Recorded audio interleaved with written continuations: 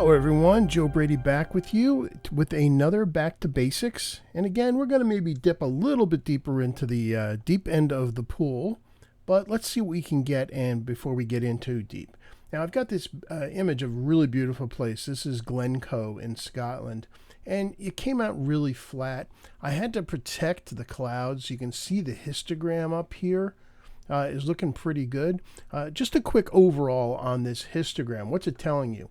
First of all, the height of all these little mountain peaks up here is meaningless. Don't even concern yourself with it. All you care about is the left edge and the right edge. And if this were to hit the right edge, that would mean something went pure white, and that is bad because there's no bringing that back.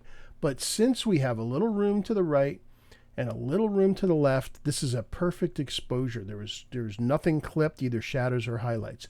So let's see what we can do with this. I'm going to hit Command apostrophe on a Mac. It's a Control right click on a Windows machine. And so I have a virtual copy so I can just go back. So here's our virtual copy, and let's go up to the basic panel and let's see if we can give it a quick start just using the auto button. So let's click on auto, and that does make a big improvement. Let's try something else just for giggles. Let's try, instead of auto, let's go to adaptive color. Oh, ooh, that's even a lot better. Maybe a little too saturated, but that's getting kind of nice. So if you look down under presence, we have vibrance and saturation here. Vibrance is the saturation of the cool and desaturated colors, so like green and blues. And it got a little bit overly saturated here, so I'm just going to bring this back. You can see I can take it on and off here. So just a little bit less than they were giving us. Overall saturation is fine for now.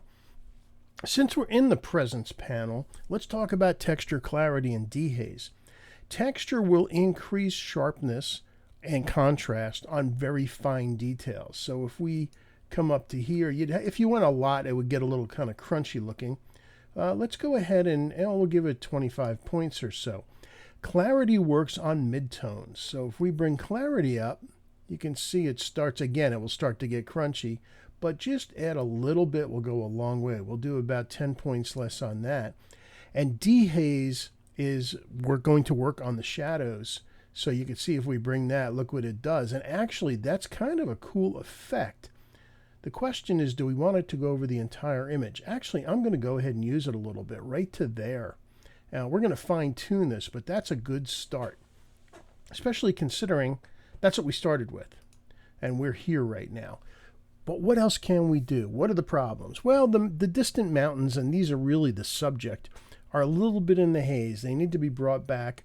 Also, the clouds and the sky look like they could use a little bit of help also separately. So what we're going to do is come up to the masking panel, this little circle here, and we're going to choose sky. And that will just give us the sky. There we go. Let's see what happens if we add a little more dehaze to the sky. So I'm going to scroll down to dehaze, and let's do that. And oh yes, that's looking a lot better. In fact, I think I want to add a little bit more blacks to it. So let's bring the black slider down. You can see we can make the storm clouds be a little bit darker.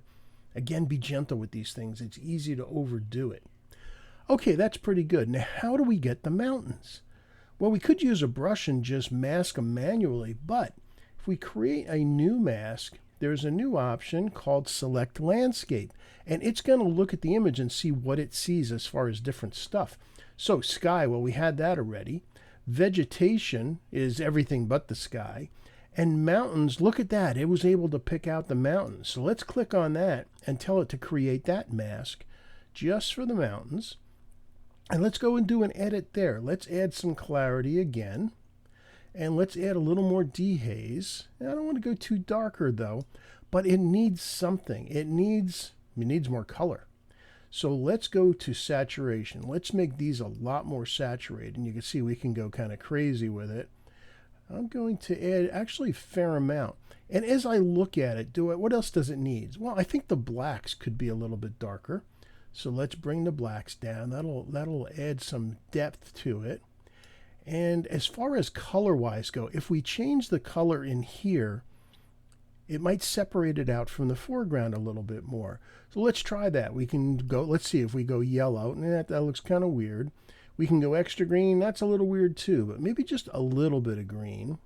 I think that's looking pretty good. And let's see if we boost the contrast, if it will make them stand out a little bit more. So we'll bring the contrast slider up, and you can see it's making it darker, but that's going to give us some room to bring up the exposure a little bit. Oh yes, look at that. It's like a cloud just cleared through, the sun just cleared through the clouds, and now it's starting to hit our subject. Great. What else?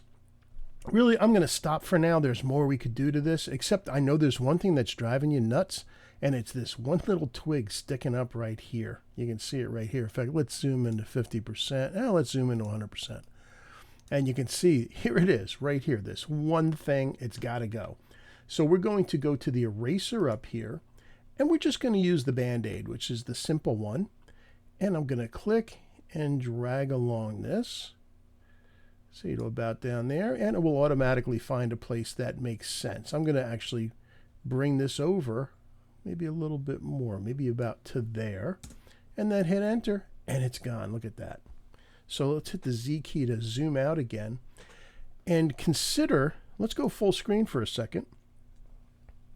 That's what we started with. That was our original raw file. And just with the sliders we've moved, we turned that into this.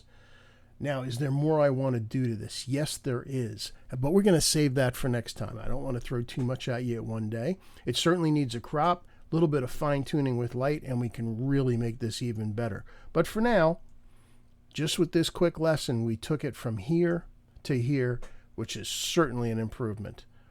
So join me next time, and we'll finish this one off and really make it a print-worthy image. Thanks for joining me, and I look forward to seeing you online again soon. Bye-bye.